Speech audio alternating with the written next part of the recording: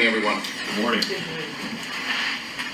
When I travel personally, one thing you can pretty much count on is it's going to be a bicycle trip. It's been that way since I was a kid. I just take a bicycle and I just take off in some direction. Or I'll throw it on a plane and land somewhere and just take off. How long am I going to be there? Usually I'm not that sure. I just keep on going until I'm ready to go home. But this one particular trip I took came to mind this morning.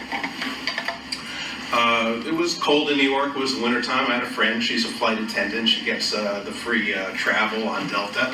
And she said, why don't we take a trip somewhere? And I said, have you ever taken a bicycle trip? She'd never done anything like that. But she was adventurous enough to think, well, I'll give it a shot. So we pop onto a flight to Belize, and we bring the bikes off the plane in boxes, and they're all in pieces. And that's when we learned that the day after New Year's in Belize is a national holiday, and all the stores are closed. And they had to deflate the tires, if you follow the rules, to put it on the plane. So this is our first problem, and it takes us a couple hours to actually find the only thing that's open.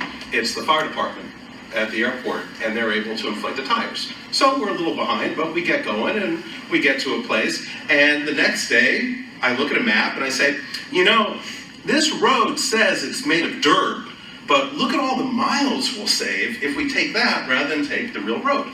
And so she's like, yeah, okay, let's do it. So we take off, and, not being from that part of the world, we don't realize how much it rains. And that dirt road turns into mud, about this thick. I mean, we're up to our knees in some places in mud. And we got a lot of weight on the bikes, all our baggage that we're carrying. And so now we realize at a certain point that we're totally stuck in the middle of nowhere. And we're there for a few hours. And then this pickup truck, four-wheel drive, is making it through the mud. And, we wave them down, and they're nice, they stop, and we explain to them what the situation is, and we learn that we're on a 10,000-acre Audubon bird reserve. So, we're way off the beach. But they're going to save us, but there's one little hiccup. The only room they have is in the bed of the pickup, and there's a crocodile in there. So the man gets out, he grabs the crocodile, and says, it's about this big, and he hands it to me. He says, you're going to have to hold it. And so crocodiles, they can really crush you this way, but they don't have any opening ability. So if you keep a tight fit like this on that snout, they can't open it to do it. So, we're going through the thing, and that crocodile's looking at me with sheer hatred. And, for a couple hours. And then we get to the Audubon, camp.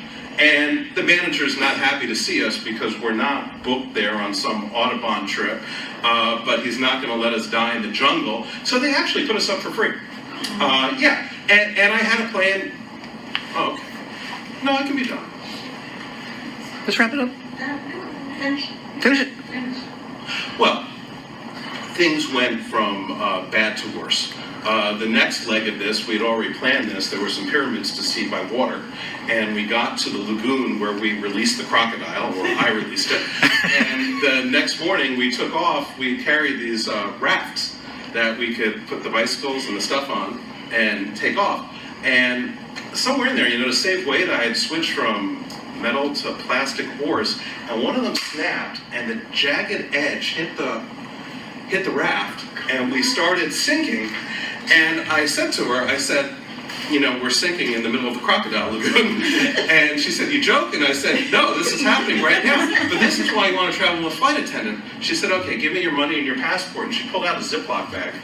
And she put all our money and our passports in the Ziploc bag. It's like this is the first thing that went in our mind. And we went down. And we had to swim back to this camp where they sent a motorboat out to rescue us. But what I was thinking is, how this relates to us is so often when you're on a tour, people are concerned. Are we going to be able to do this? It's in their itinerary. Are we going to hit this? Is this going to happen on time? And what I always tell them is when you're with your family 20 years later and you look back and reminisce about your vacations, It's not the vacations, actually, where everything went according to plan that you all laugh about and remember.